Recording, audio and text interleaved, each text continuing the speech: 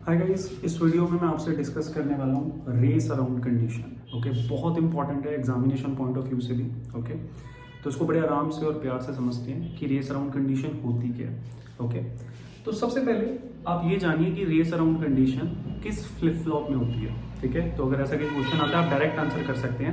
Race around condition आपकी सिर्फ जेके flip flop में होती है। It occurs in JK flip flop. Okay, so your race around condition it occurs in JK flip flop। कब होगी? Okay, ये इंपॉर्टेंट है। ये तब होगी जब इनपुट कंडीशन भी लिख रहा हूं मैं, J1 है, K1 है, and your clock is also 1, but that clock 1 is for longer interval of time। when your clock 1 is for longer interval of time, okay, तब रेस अराउंड कंडीशन होता है। ओके, पहले तो ये आपको सीधा पता होना चाहिए। ठीक है, हम डिस्कस करेंगे कि ऐसा क्यों होता है। तो race around condition occurs in JK flip flop and when it occurs when J is 1, K is 1 and clock is 1, but clock is 1 for longer interval of time. मतलब क्लॉक आपकी लेवल ट्रिगर्ड है, ऐसा कह लीजिए, है ना। अब as और लेवल में क्या फर्क है मैंने डिस्कस किया अपने वीडियो में, जहां पे डिफरेंस है between latch and enable. Okay, so clock जो है वो लेवल ट्रिगर्ड है, it is 1 for longer interval of time. Okay, तब रेस अराउंड कंडीशन होता है। देखिए, जब अगर आप ये ध्यान दीजिए, यहां पर मैंने जेके का ट्रुथ टेबल बनाया हुआ है। ठीक है, आप मेरी वीडियो देखिए जहां पर मैंने जेके फ्लिप फ्लॉप को एक्सप्लेन किया, तो आप ये टेबल अंडरस्टैंड कर जाएंगे। ठीक है, डायरेक्ट मत पढ़िए रेस अराउंड कंडीशन, पहले जेके फ्लिप फ्लॉप को समझिए। ठीक है, you will able to understand the table. ठीक है, जिसमें हम ये बता रहे हैं अगर जीरो है तो भैया irrespective of the input, irrespective of the present state, I will always get next state as what, Q1। मेरी नेक्स्ट स्टेट हमेशा वही होगी जो मेरी प्रेजेंट स्टेट है, it is acting as a memory only. ठीक है, अगर क्लॉक जीरो है कोई चेंज नहीं होगा, नेक्स्ट स्टेट हमेशा प्रेजेंट स्टेट ही रहेगी। ठीक है, अब करके देख लीजिएगा। लेकिन अगर क्लॉक 1 है तब नेक्स्ट स्टेट में चेंजेस आएंगे। ठीक है, अब अगर जेके जीरो है, प्रेजेंट स्टेट जीरो है, आपकी नेक्स्ट स्टेट जीरो, जेके जीरो है, प्रेजेंट स्टेट 1 है, तब नेक्स्ट स्टेट 1। यानी यहां पर भी मेमोरी की तरह एक्ट कर रहा है, क्योंकि जे जीरो के जीरो है, तब भी नेक्स्ट स्टेट आपकी प्रेजेंट स्टेट के इक्वल है। लेकिन जब जे जीरो 1 हुआ, ओके, तब irrespective of the present state you are getting the next state as zero. जब जेके भाई साहब 1 0 हुए, irrespective of the present state you are getting the next state as 1। But जब जेके 1 1 है, then you are getting what, you are getting the complement of the present state. जब zero थी तो 1, 1 था तो जीरो। इसको कहते हैं टॉगलिंग, और हमें यही चाहिए। टॉगलिंग का मतलब ये है कि ये 1 0 जो आ रहा है वो कंट्रोल्ड मैनर में आ रहा है। ओके, लेकिन जब ये कंट्रोल्ड मैनर में नहीं आता, क्या, टॉगलिंग, ओके, ये 0 1 that is the complement of the present state, जब ये कंट्रोल्ड मैनर में नहीं आ रहा है तब हम उसे कहते हैं रेस अराउंड कंडीशन। ठीक है, लेकिन अगर ये टॉगलिंग वाला पार्ट है तो ये कंट्रोल्ड मैनर में है। होपफुली ये डिफरेंस आपको समझ में आया होगा। तो रेस अराउंड कंडीशन इसलिए हो रही है क्योंकि ये जो आपका 1 0 हो रहा है, complement of the present state, ये कंट्रोल्ड मैनर में। ये कंट्रोल्ड मैनर में क्यों नहीं है? क्योंकि आपकी क्लॉक 1 लॉन्गर इंटरवल के लिए 1 है। ठीक है, अब देखते हैं कि यार लॉन्गर इंटरवल होने के कारण ऐसा क्या हो गया। ठीक है, लेट्स अंडरस्टैंड दिस पार्ट। ठीक है, इसको यहां से हटा देते हैं। Hopefully this particular thing is clear to you. Okay, now इसको एक्सप्लेन करता हूं मैं आपको कि ऐसा है क्यों। ठीक है, तो फॉर द टाइम बीइंग कि मैंने आपके सामने जेके फ्लिप फ्लॉप बनाए हुए हैं। ठीक है, अब क्या करना है, अब मान लेते हैं यहां पर क्लॉक 1 है और वो लॉन्गर इंटरवल के लिए 1 है। ये देखिए लॉन्गर इंटरवल का 1 है, 1 का मतलब है ये लेवल ट्रिगर्ड। ठीक है, एज की बात नहीं हो रही है, एज का मतलब है कि वो थोड़े से टाइम के लिए 1 हुआ। ठीक है, हम बात करें लॉन्गर इंटरवल की, लेवल ट्रिगरिंग की। तो मान लीजिए मैं यहां पे टाइम भी दे देता हूं 10 नैनो सेकेंड। इस एग्जाम्पल को, इस रेस अराउंड कंडीशन को समझने के लिए एग्जाम्पल ले लेते हैं। हमने बोला क्लॉक आपकी 1 है 10 नैनो सेकेंड के लिए, तो यहां पर क्लॉक को 1 कर दिया हमने। ठीक है, 10 नैनो सेकेंड के लिए ये 1 है, इसको कहते हैं 10 नैनो सेकेंड, इसके लिए ये क्लॉक 1 है। ठीक है जी, लेवल ट्रिगर की बात हो रही है। ठीक है, अब देखिएगा ये गेट भी एकदम से आउटपुट नहीं दे देते।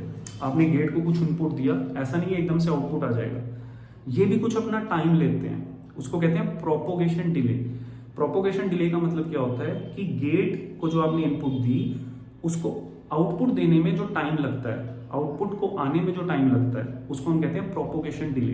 Okay, the time taken by the output to come, that is the delay and that is the propagation delay. ठीक है, तो हम उसको कह देते हैं, वो है 1 नैनो सेकेंड का। हर एक गेट 1 नैनो सेकेंड का टाइम ले रहा है अपनी आउटपुट देने में। होपफुली आपको ये बात समझ में आई होगी। तो यानी कि मैंने दो चीजों की बात करी, एक इसको कह देते हैं TPW, पल्स की विड्थ, वो लेवल आएगा, बस टेक्निकल टर्म है क्योंकि आप बुक्स में टेक्निकल टर्म पढ़ोगे। पल्स की विड्थ वो कितनी है, 10 नैनो सेकेंड की। ठीक है, जो मैं यहाँ लेके चल रहा हूँ फॉर एग्जाम्पल, ये एग्जाम्पल की बात है। ठीक है, और मैंने एक वर्ड यूज किया TPD, जिसका नाम है प्रोपोगेशन डिले। प्रोपोगेशन डिले, ठीक है, ये भी हमने फॉर एग्जाम्पल 1 नैनो सेकेंड ले लिया है। अदरवाइज आपको इनकी डेटा शीट देखनी पड़ेगी।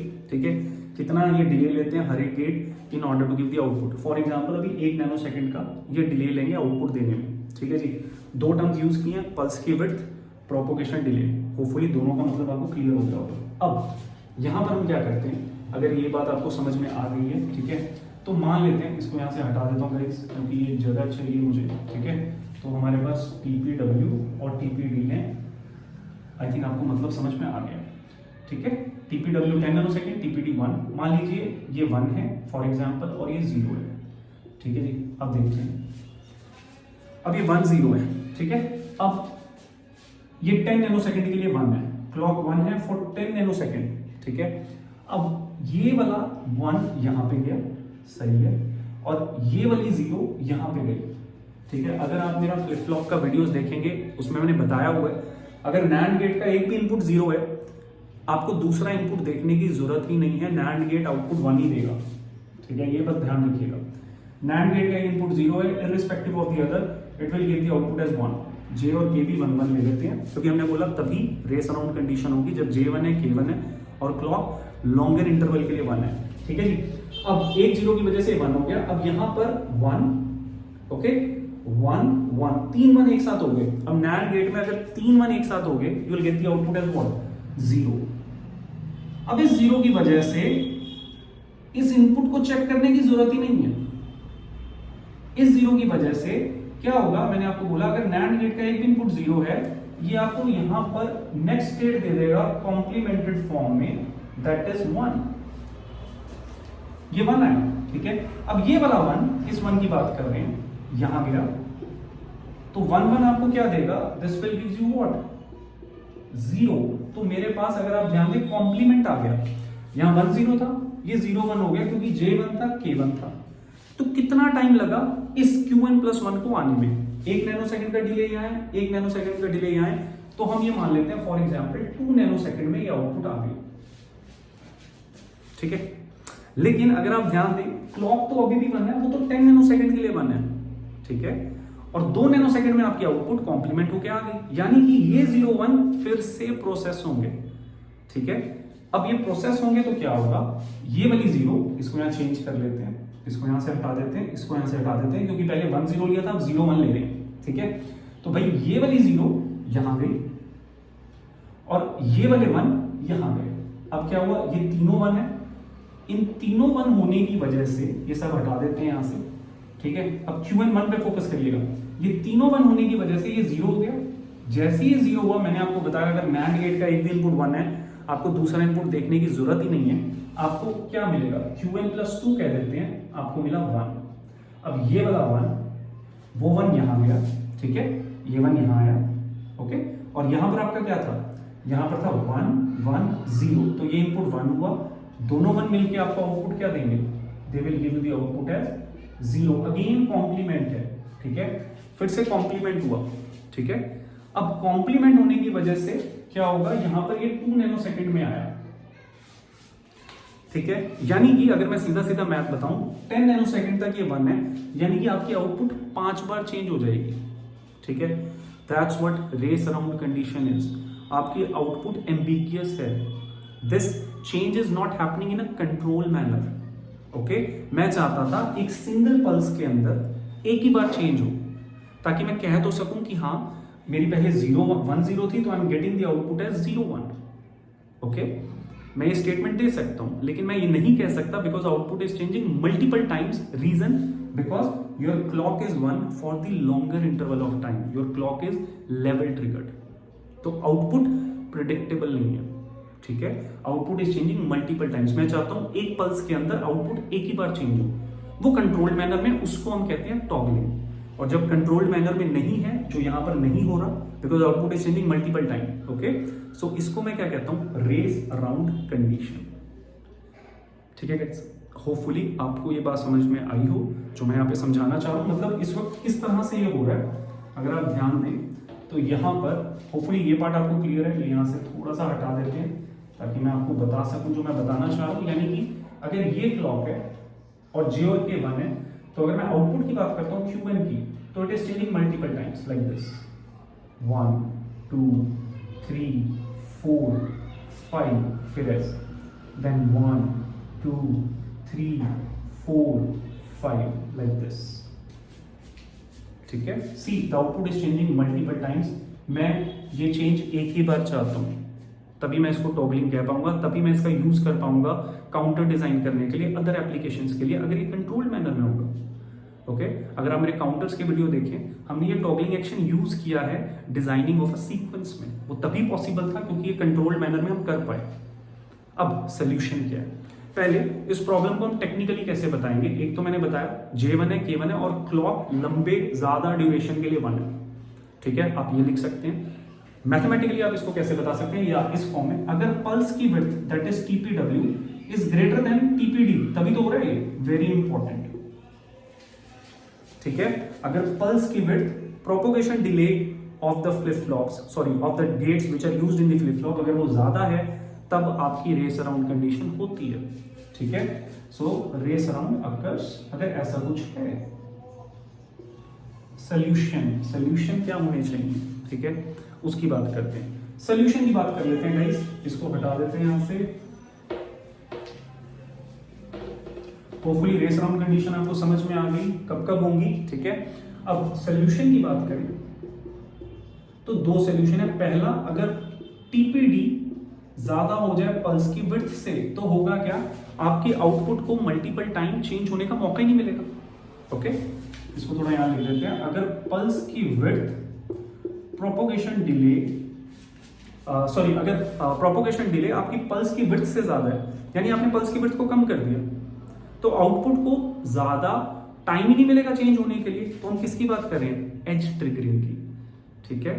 हम किसकी बात कर रहे हैं, एज ट्रिगरिंग की,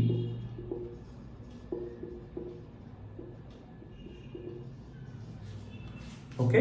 यानी कि मैंने ये जो पल्स की विड्थ थी इस तरह, जो लॉन्गर ड्यूरेशन के लिए वन थी, उसको कम कर दिया ऐसे। एज ऐसे एज नहीं होता, हम कह देते हैं, बट प्रैक्टिकली ये एज नहीं है। Theoretically it's a edge, this is the level, this is the edge, but edge is this, you have reduced the width of the pulse by using the differentiator circuit, okay।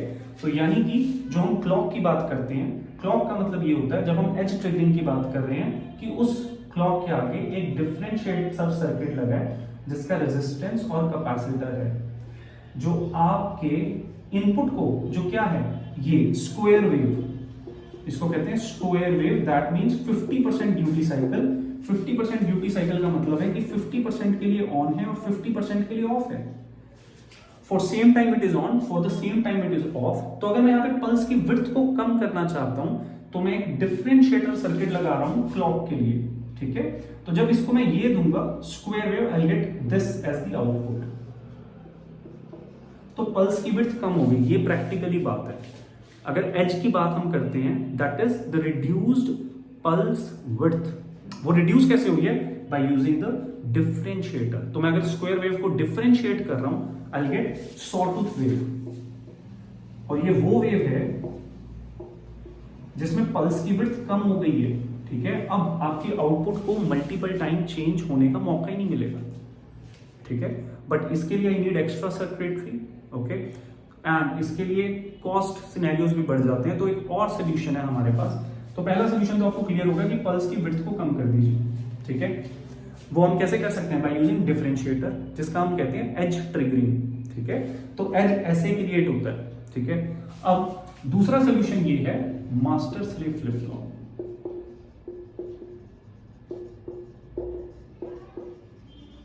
जिससे मैं race around condition avoid कर सकता हूँ, ठीक है। वो मैं आपसे नेक्स्ट वीडियो में डिस्कस करूंगा, जरूर देखिएगा। मास्टर स्लेव फ्लिप फ्लॉप का वीडियो बहुत इंपॉर्टेंट है, होपफुली आपको समझ में आया। कंक्लूड कर देते हैं वीडियो को। रेस अराउंड कंडीशन तभी होगी जब J1 है, K1 है और क्लॉक लंबे ड्यूरेशन के लिए 1 है, ज्यादा ड्यूरेशन के लिए 1 है, यानी कि मैं बात कर रहा हूँ लेवल की, ठीक है। सोल्यूशन क्या हो सकते हैं, आप उस लेवल को रिड्यूस कर दीजिए। कैसे कर सकते हैं, बाय यूजिंग एज ट्रिगरिंग, ठीक है। एज ट्रिगरिंग का मतलब क्या होता है कि आप एक डिफरेंशिएटर सर्किट यूज कर रहे हैं in order to reduce the width of the pulse, ठीक है। Hopefully you are getting my point, okay? And second solution in order to avoid race around condition is master slave flip flop, ठीक है। इस video में इतना ही था guys, hopefully आपको समझ में आया। Thank you.